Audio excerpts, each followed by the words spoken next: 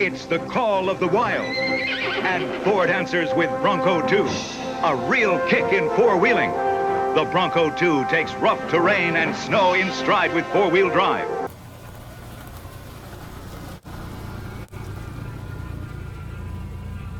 Inside, there's around town comfort for four and split fold seats for extra cargo. And Bronco II's just the right size for easy maneuvering in tight places. See the Ford Bronco II. It's a brand new kick. Little story about this Bronco II. It's a 1987. I purchased it probably 10 years ago. I had one of these when I was a kid. I thought it was a pretty fun vehicle. When I got this one, it was about 300 miles away. It was dark in the woods. All I had was a little flashlight. I was shining it on the body looking for rust, and that part turned out good. You know, it's got very little rust. So the body was decent. So that's why I bought it. It was obvious though that the engine was bad. It had, you know, as soon as you started it up, you could tell it had rod knock.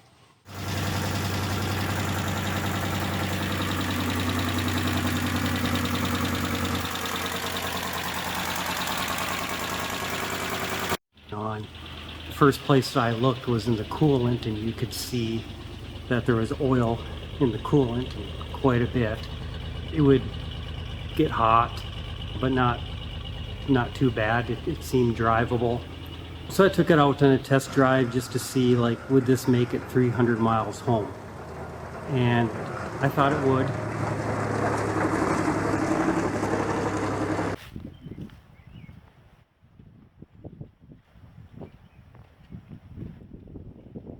Am I doing? No. Oh. I'm just walking through. Oh, okay. There's a lot of Land Cruisers in my driveway today. Yeah, well, half of them or something.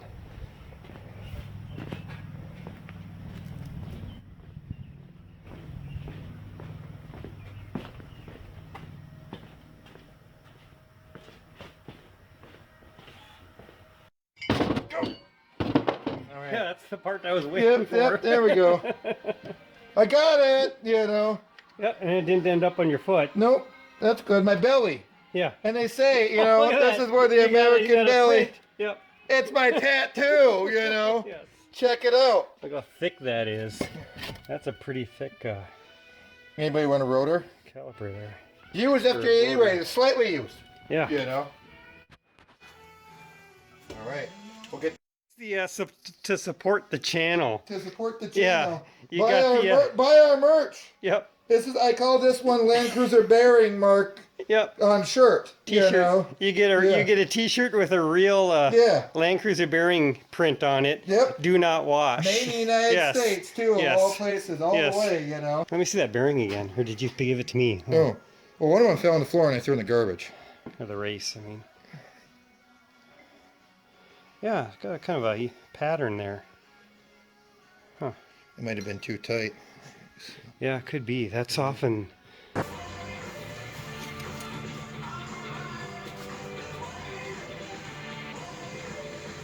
Should be right about there. Coolant in the oil.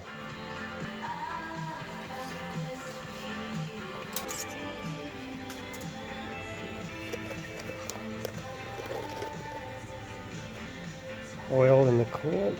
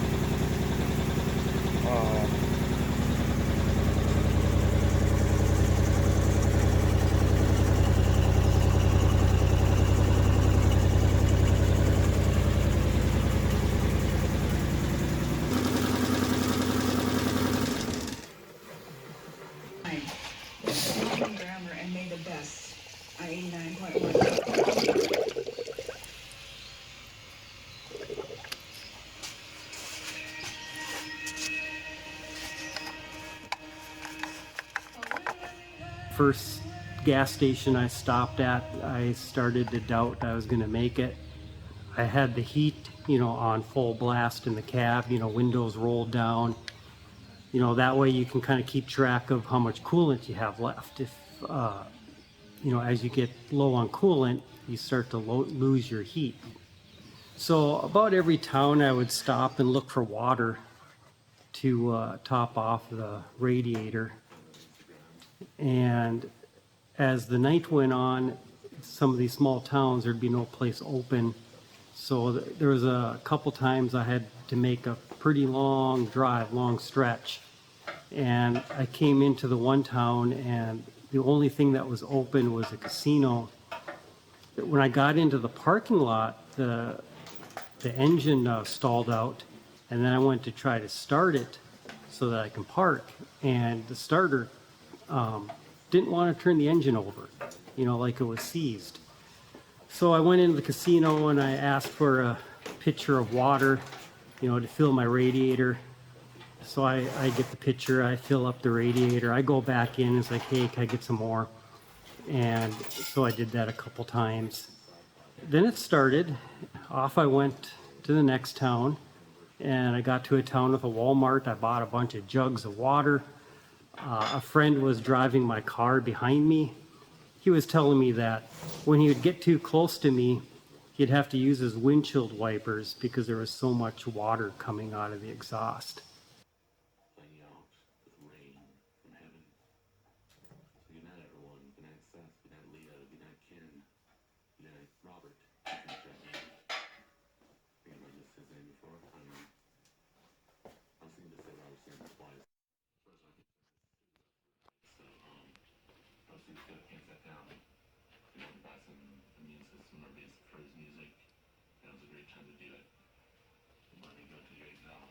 So yeah, this is what you call old claw hand, when you can't get the glove on, at some point but it's you good need enough. to get the grease out, Old claw hand works good for that, Yeah. Well, it looks like somebody put wheel bearing grease in this. It's blue. like marine grease. Yeah. Maybe the bearings work that. Good for your sandwich. It's good for your wheel bearings. I'll try another one. All right. You might have to double bag. Yeah. 1 second.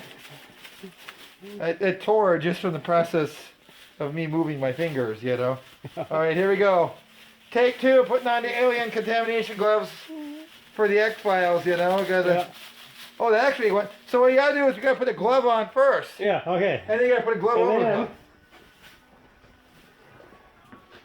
There's a procedure for doing this. What you stick your finger in there and group out all this grease, Yeah. and then rub it on the towel here. Okay. When did we decide, or when do we have our conversation about music and who was the best musician? Yeah, we won't talk about that.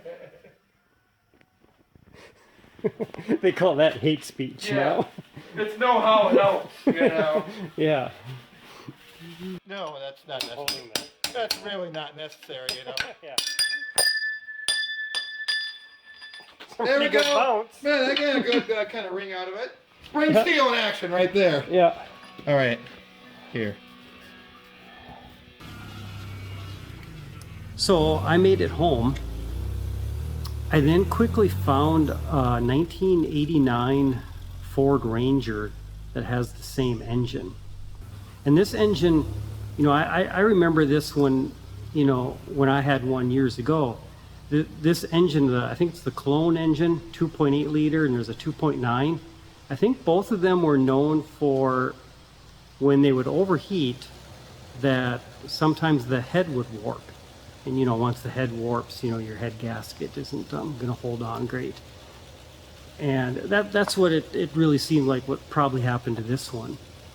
So I found an 89 Ranger, same engine, and they had new heads on it. This Ranger had a lot of body damage, like small accident kind of thing. So I swapped the engines. That turned out pretty good, but The difference between a 1987 Bronco and a 89 Ranger, you know, that 89 year, they made some changes. There was wire harness changes. Yeah, so that part went pretty well. The engine swap. All right, so this is what year is it, Tori? 89. 1989 Ford Ranger XLT, and this has been sitting since January 2017. It's been almost a year now, and we are starting it for the first time. Wow, the battery is good.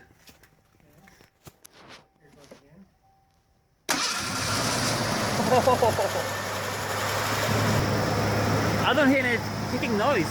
No. Just make Oh, a all little, that's- a little bit of a tap. And Yeah. there's fewer of them. There's more of a tick, tick, tick, tick. Yeah, it's a good engine, Tori. Yeah.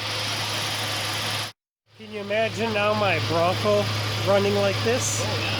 That's going to be nice. Oh, it's idling down some more. The clean sound, you know, it's loud enough. Yeah. The engine's quieter. Yeah. Toyota versus Ford Ranger.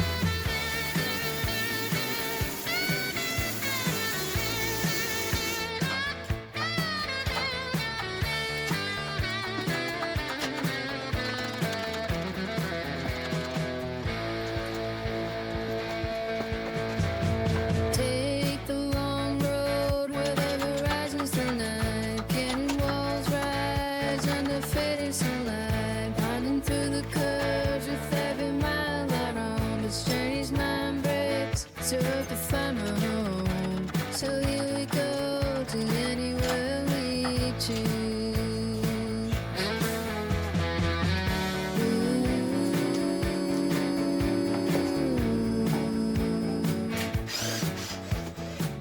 With every twist and turn, the adventure starts anew. Sky painted in colors of vibrant afternoon. The engine's humming softly as the wheels dance on the ground. In the rearview mirror, freedom's rolled around. We're chasing dreams, just the open road. With you.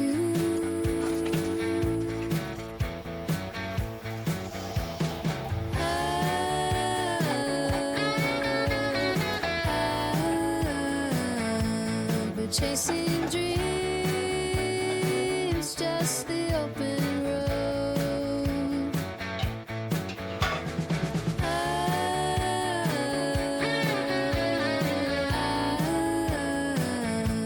We're chasing dreams, just the open road.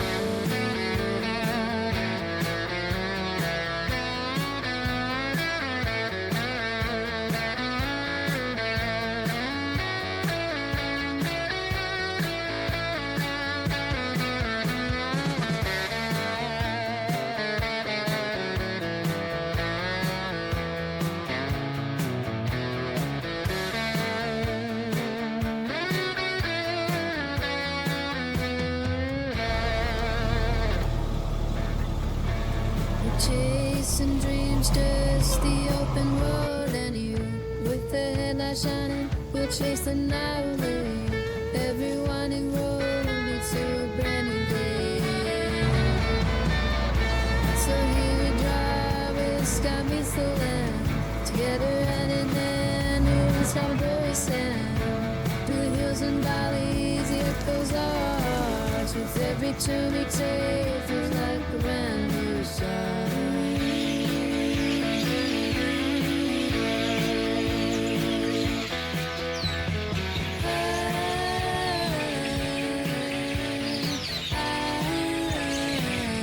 I'll be chasing dreams, just the open road. This is the clutch pedal switch. It seems to me it's way overly complicated. I'll be chasing dreams, just the open window.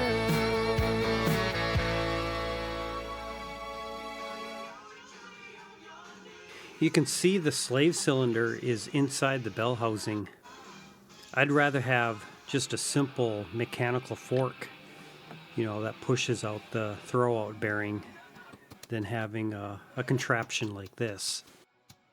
While I'm here, I guess I'll put in a new cylinder and throwout bearing.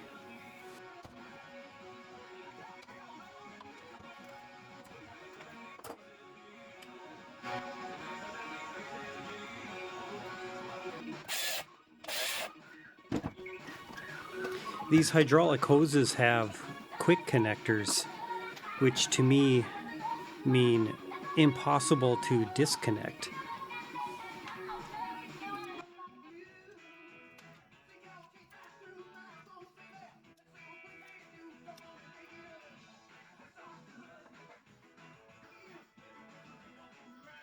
And just like Ford fuel line connectors, they have this nylon sleeve that you push in to disengage these metal fingers, allowing the hose connection to release.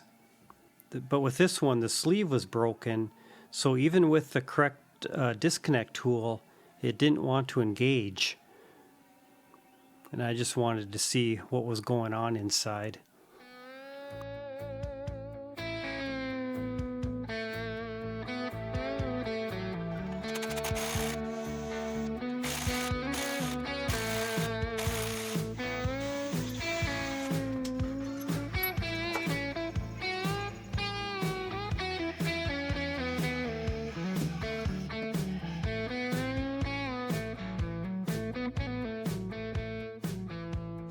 This long road where the pavement kisses the sky.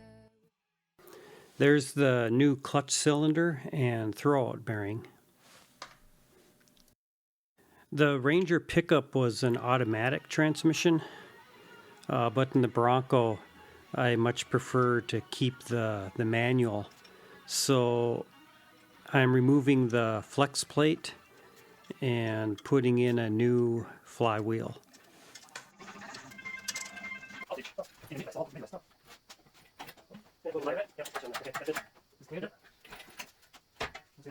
When I drop it, it's gonna go for the that way. Yeah, try dropping it really slow. I might try turning it because it really should fit the right direction. Okay.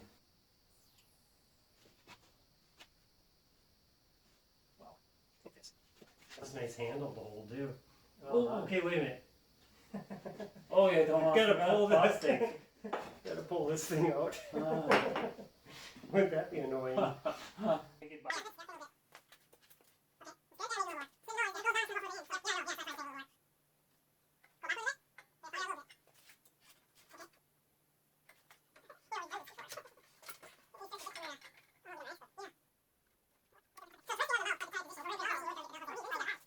Oh wow, looks like really close, don't it? Yeah. You need to like wiggle it like, you know, Yeah. like doing left and right now. Yeah, I might try to put this, feed this one plate in position first. And I gotta check out a couple things, like on the, I don't think I have a jack underneath the transmission right now. Oh. So the Ranger engine is now in the Bronco. There were a number of broken bolts, of course, but here's one where it's a steel bolt in aluminum. That's always kind of fun to deal with. This holds the power steering, so I need this. I'll use the weld a nut on trick to get this off. It usually takes at least a couple tries.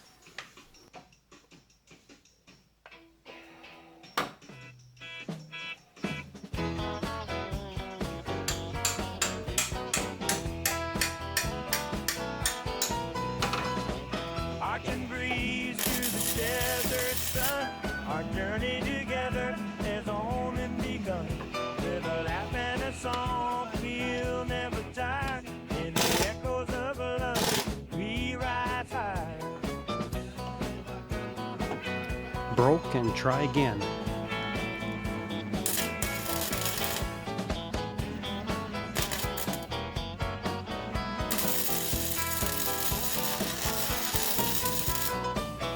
Just settles on an old dirt road. The cowboys come telling tales untold. The sunset goes on a faded dream, where shadows dance, warm old things. Sunrise with the stars so bright. We ride the rhythm till morning light.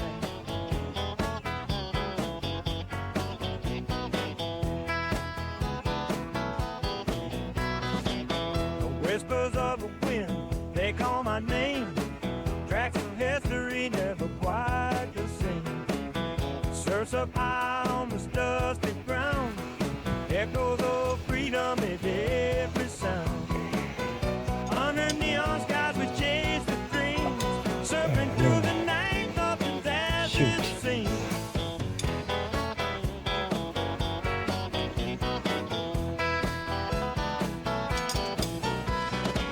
Footprints linger where the wild hearts roam, playing our song, feels like home.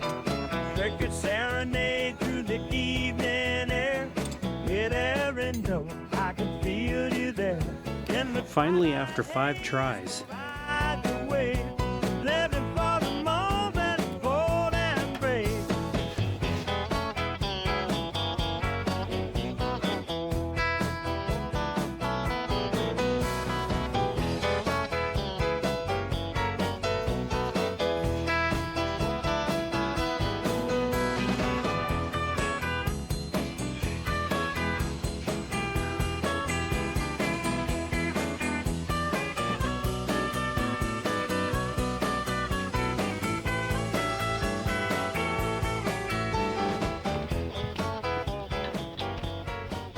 okay, I'm ready for an alignment story here. Uh-oh. Yeah, serious? I was joking actually.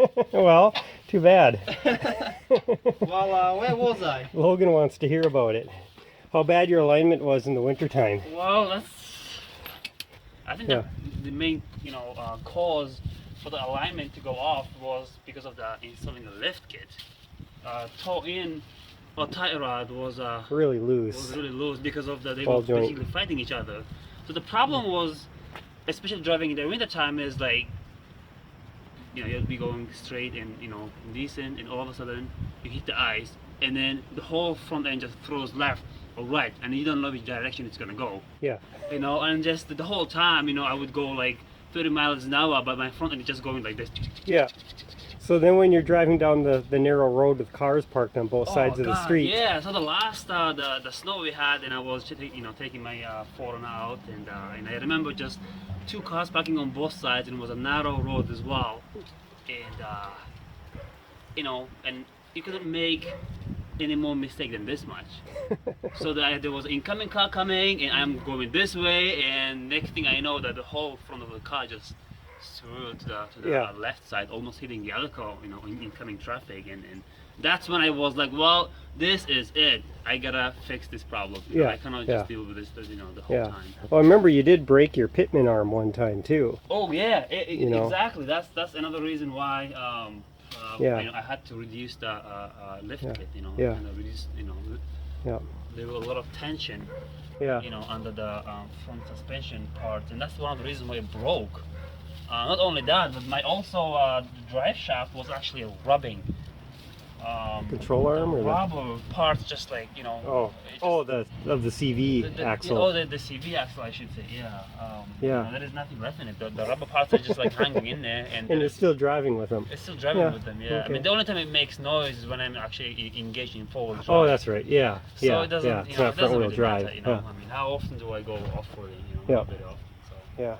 Yeah, Yeah, that's okay. my Okay. little story about and it's scary. Like 30 is it's manageable, I guess. But if you go like 50 or 60 miles an hour, you can easily just roll the whole thing. Yeah. Yeah. It's a pretty serious. It's like having really bad drum brakes or something. Yeah. Yeah. Okay. Well, me and Logan are plasma cutting over here. Sounds good. So. All right. Well, thanks for Yep. stopping by. Yep.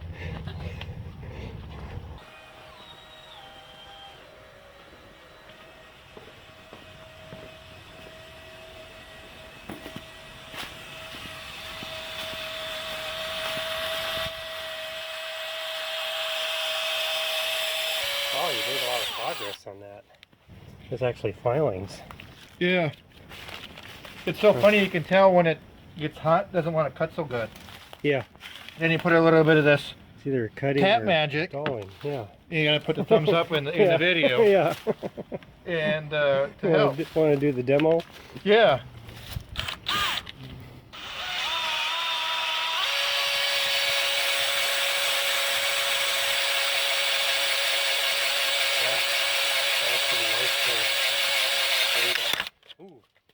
Dang it. All right, well, the bit's now the bit's in there, you know. Now you got another one to drill out. Dang it, you know. Well, you know, plasma cutter. Plasma cutter.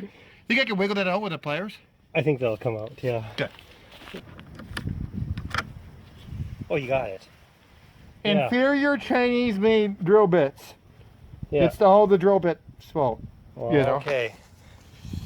All right, should I put the bigger drill bit in there now? Well, you got the rivet.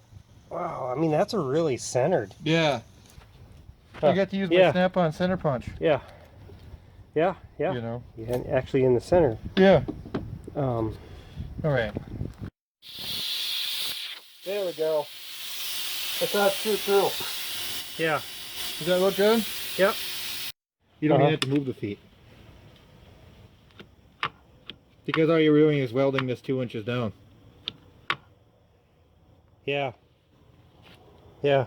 You know. Yeah, would it be funny if we just put those feet back where they were? Back where they were. Yeah. Because these go over. Well, maybe not. There might be some dead stops. Yeah. Some piece of junk. well.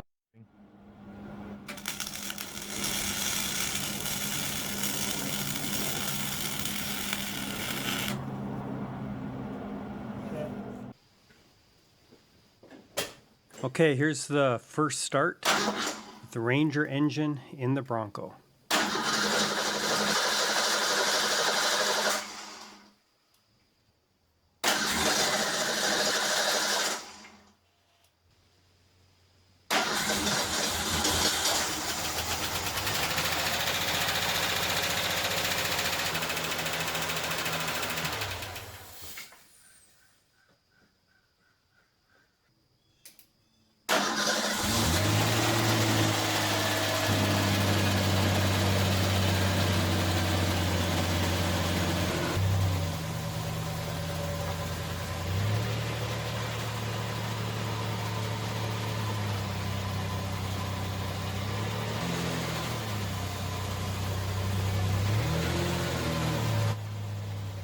The exhaust had me a bit paranoid that the Ranger engine may also have a head gasket issue, but really what was going on here is that it just took a long time for the old oil and coolant in the exhaust to finally burn out.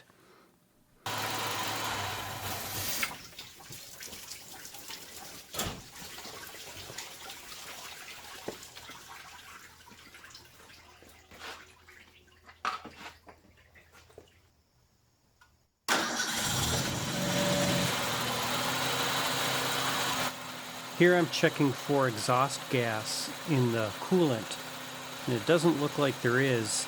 Otherwise, this blue test fluid would be turning yellow.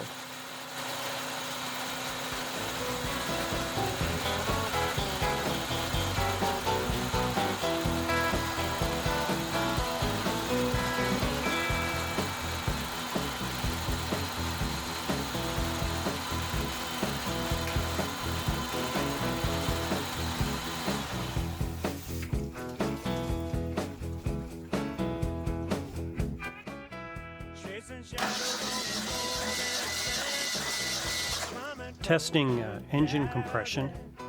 I'm getting about 180 psi.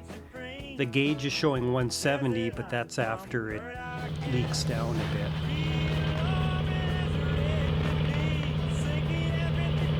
Look at all the oil coming out of the tailpipe. This still had me a bit paranoid.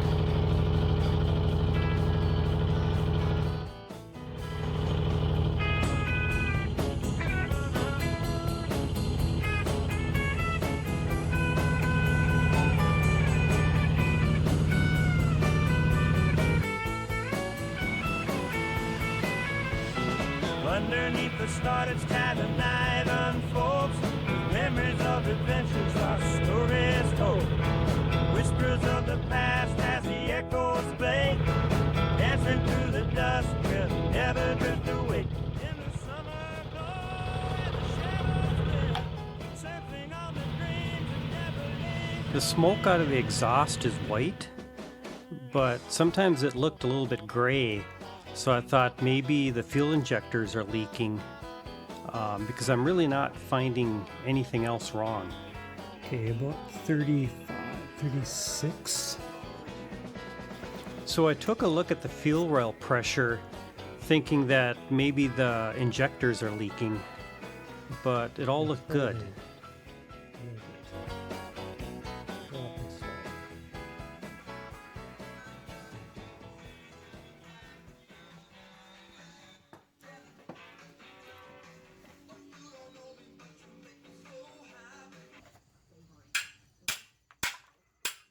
I'm thinking the Bronco II sensor may have spent too much time dealing with coolant and oil, so I'm going to swap it out with the one from the Ranger. But first I need to check it out. The moon rising high, it's a beautiful night. Got our hearts so free, everything feels right. The open road sings, and we're tuning the eye. With every twist of time, we're feeling alive. Oh, the desert stars that guide the night. No one for the night, everything's alright. Adventure awaits in the thick of love. With the spirit of youth, let the good times flow.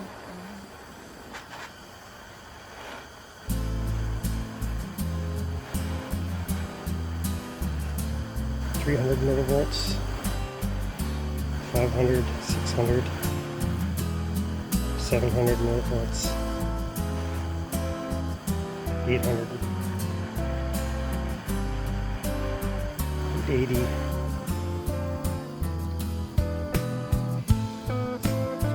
drop pretty fast, drops really fast, 70, 800, 100.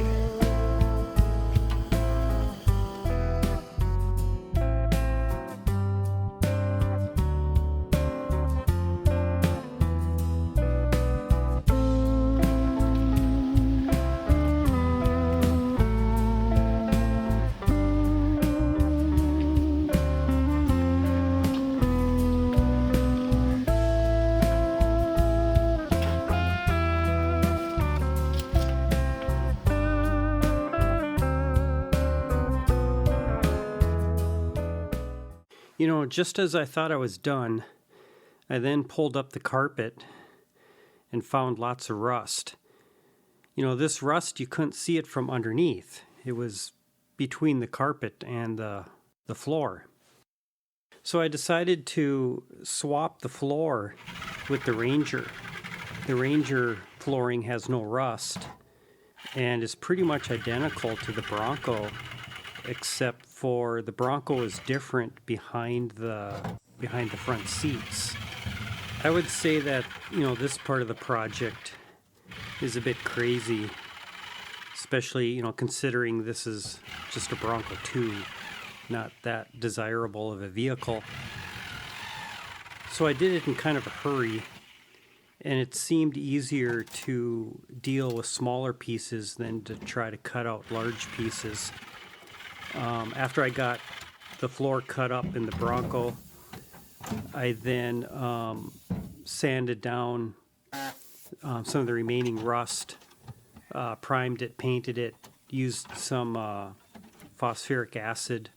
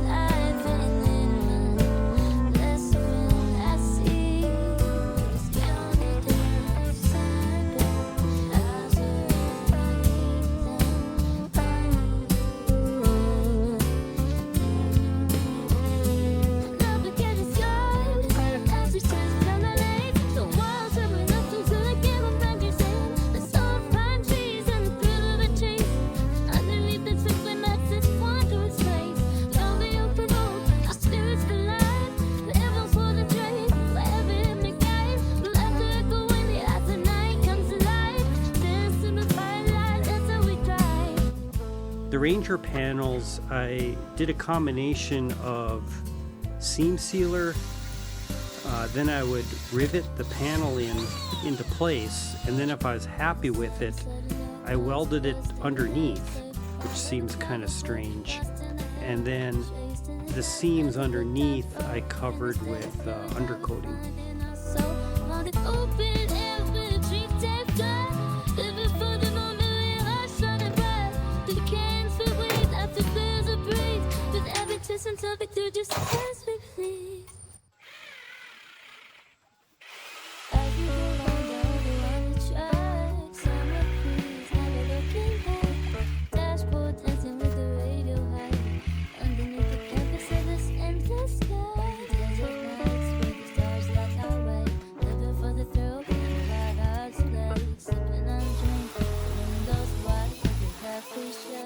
Like a toy bag.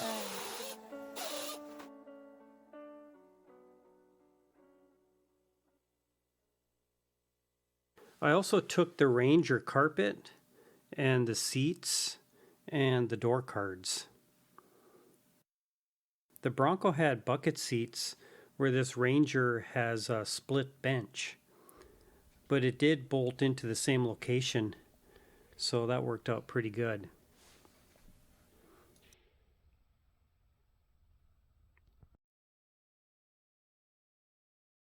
Here's something I found kind of interesting. Again, I had one of these Bronco IIs when I was a lot younger. I really liked it. I thought it was a decently sized vehicle. But like compared to the vehicles of today, this seems really small. Being inside of it though is plenty comfortable, you know, especially compared to like a old YJ Jeep or something. But you can see, you know, when I park it next to my 71 Jeep Commando, it's pretty similar. I pulled out a measuring tape. So the Bronco wheelbase is 95 inches. That's pretty short. You know, I always think of the Defender 90 with a 90-inch wheelbase to compare it to. But this Jeep Commando, I mean, that's 102 inches wheelbase there. And then this YJ is about 93 inches. So really the Bronco kind of fits in between, you know, for wheelbase. And then for width, I measured at the wheels on the Bronco about 63 inches. At 63 inches, you can still fit between the trees on the forestry roads in Taos, New Mexico. The Jeep Commando is 57 inches wide. So that's pretty narrow. And the YJ, surprisingly, I measured 68 inches. But maybe I have wider tires than stock. You know, it's kind of hard to hold the measuring tape.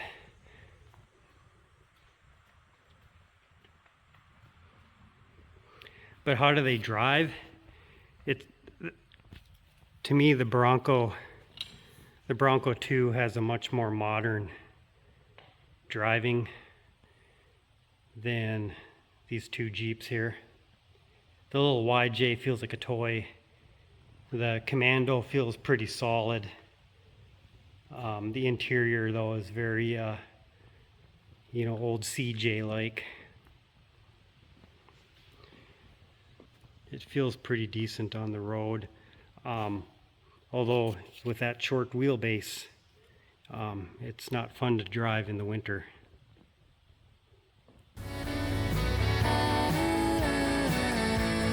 Chasing dreams, just the open window.